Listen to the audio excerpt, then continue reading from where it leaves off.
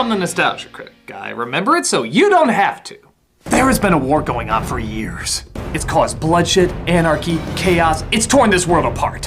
When you meet someone for the first time, an immediate screening is needed that can be summed up in one question, and one question only. Tangled or Frozen?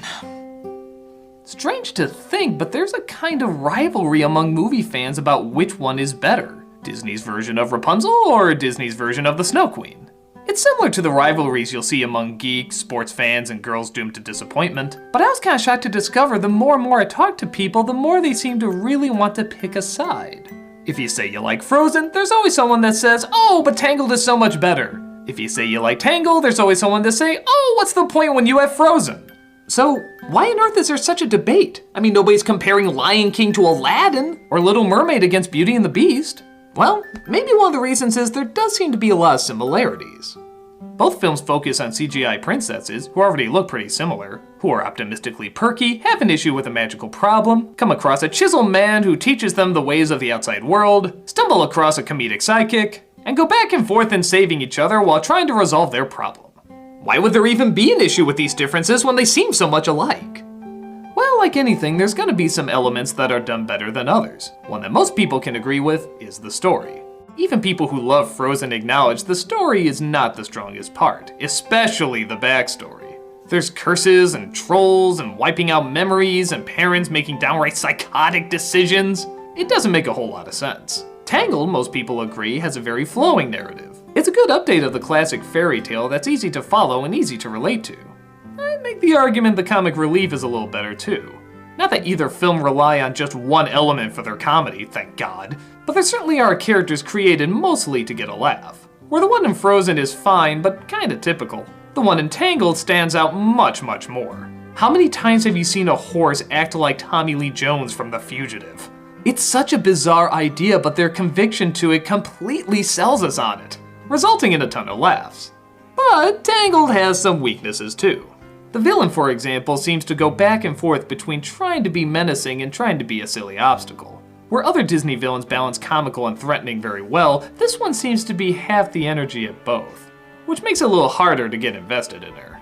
Not to say the villain in Frozen was perfect, but it was meant to be a surprise, which helped further the message of the film. And when the reveal was shown, he was surprisingly kind of intimidating. Also, the music, while good, is still not as hummable as Frozen. Even with a similar sound, the music to Frozen is a monster. Taking basic establishing songs we've heard variations of for years and using it to once again tell the story and explain how a person feels. But on top of that, they're just more memorable. Hell, even too memorable. There's sing-alongs that are still all over the place, and there's still kids everywhere that will not stop humming these songs. So yeah, both seem to have strengths, both seem to have weaknesses. But why do so many people demand that they choose which one they like better? Perhaps a big part of it is that they do such a good job at the parts that people like to compare. I mean, okay, there's details we can contrast like environment, timing, style, and so forth, but the parts people usually like most in a movie are the characters and the ideas. As mentioned before, these characters and ideas are so similar, it's almost impossible not to naturally want to compare them. Anna has been sheltered most of her life, just like Rapunzel, resulting in a naive but giddily cheerful protagonist. Flynn and Kristoff have spent most of their lives in the wild, growing cynical but still a charmingly offbeat personality. And both of them seem to make fun of Disney tropes that have been popular for years while also continuing others to still make it profitable. For example, Flynn asks why the heck everybody suddenly bursts into song. I don't know if a Disney character has ever done that before. Rapunzel is also physically more active than most Disney princesses.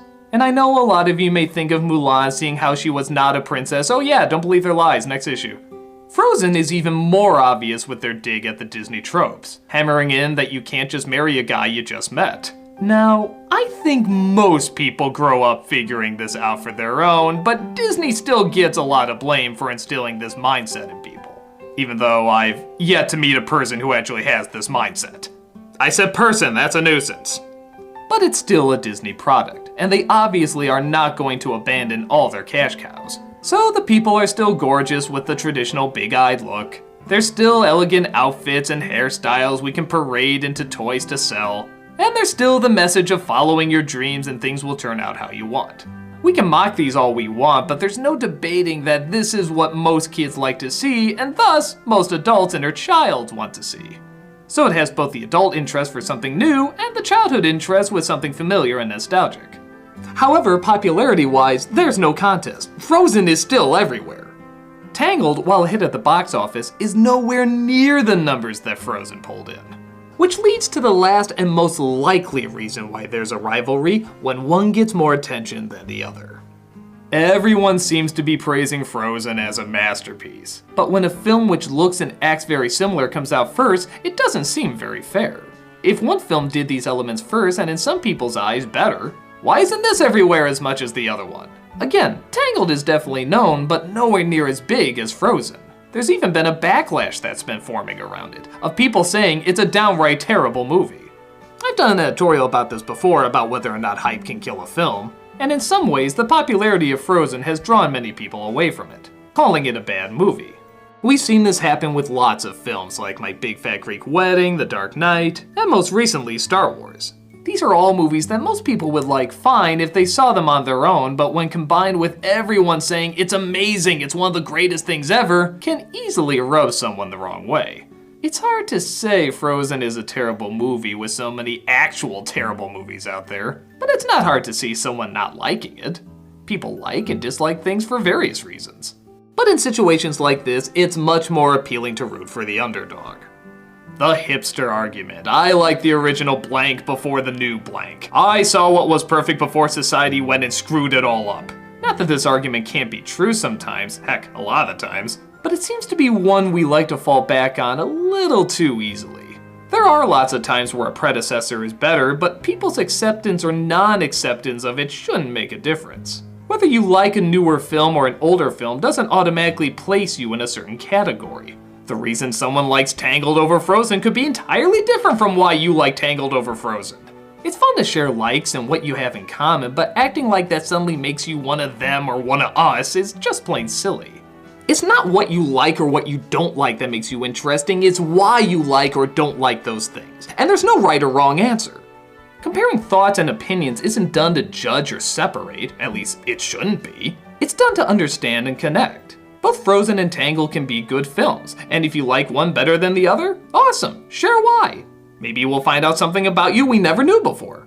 There'll be similar arguments with similar franchises, and there'll no doubt be a lot of fun to talk about. But just remember, it is for fun. We can learn a lot from it, but don't ever take it too seriously. Because whether it be comparing ourselves or CGI princesses, chances are there's a lot more in common than you would think. And besides, Frozen is better. I'm the nostalgia critic, I remember it so you don't have to!